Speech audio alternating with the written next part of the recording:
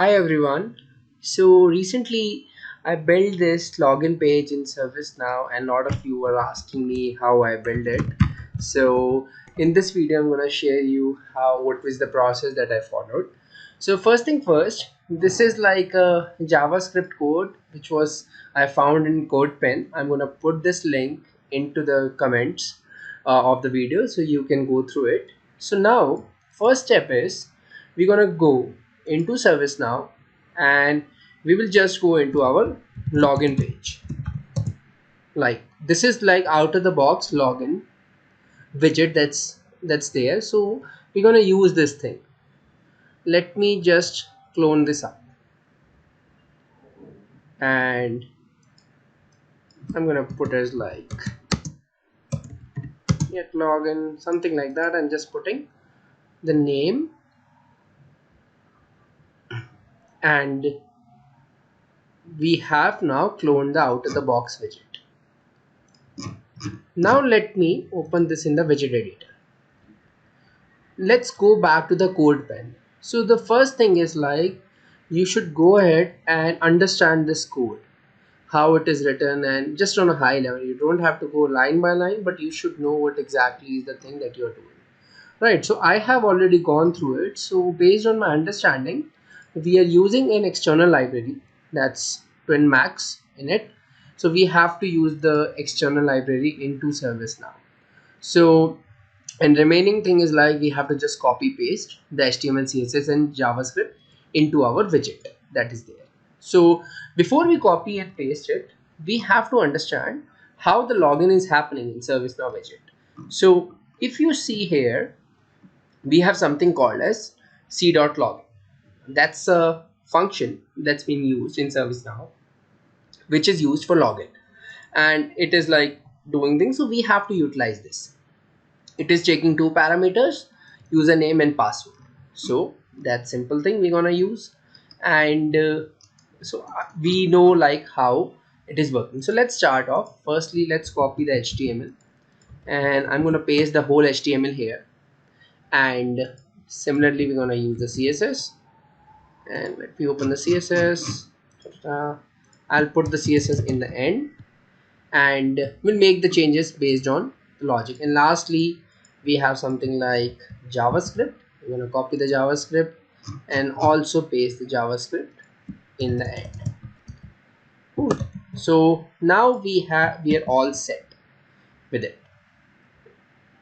So let me, now we know that we have to use the ng model and everything that's there, and also we have to update this thing. So let's update the input field, basically, which is, if you have seen it right, you have to use the username and password, other things that are there. So same thing we're gonna do.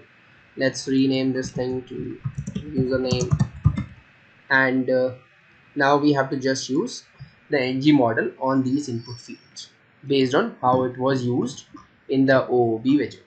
So like, let me just do, so this is the OOB widget. Either you can copy paste from here or you can just simply write it down. So I'm going to copy paste from here, like anything that works. So we are going to use ng click on a button, and let me just move it from ng submit to ng click. And also we need the ng model, so we're going to do ng model equal to c dot password, and similar thing we're gonna copy paste this thing into the input field of where we will pass the username, and that will be the username. And now we are set how it is working. Okay, so I'm gonna make a small CSS change on it because based on my earlier experience, so the alignment is not there. So in interest of time, I'm gonna add just a small margin on top of this widget so that it's like we are able to see the whole widget. So that's like a just CSS tweak. You can try this thing. You can also update the position or anything, but I'm sticking to the margin for now in interest of time. Now this is done. Now let's go back to the widget, and I already told about that this particular thing is using something like this twin max external library. So you have to use that in your dependencies. I have already created dependency of twin max. If you are not aware how to create it, you watch my deep dive into the world of portal videos. I have covered that, and but I can quickly show you here uh, in the end. So I have already created this thing, so let me just save it, and we have added it. And if I click on it in a new tab, you will be able to see that this is a dependency that I have created, and inside of that there is a JS include, which is nothing but which is pointing us to the twin max library. So pretty straightforward. It's like just a simple thing. Okay, so now we are good, for we are set with everything. Now we have to create a new page in which we're gonna put this widget. So I'm gonna paste like Yeti login. Okay, POC. I'm just put it like this, and now I'm gonna just add the widget on the page. So we have the yet line, this widget that's there.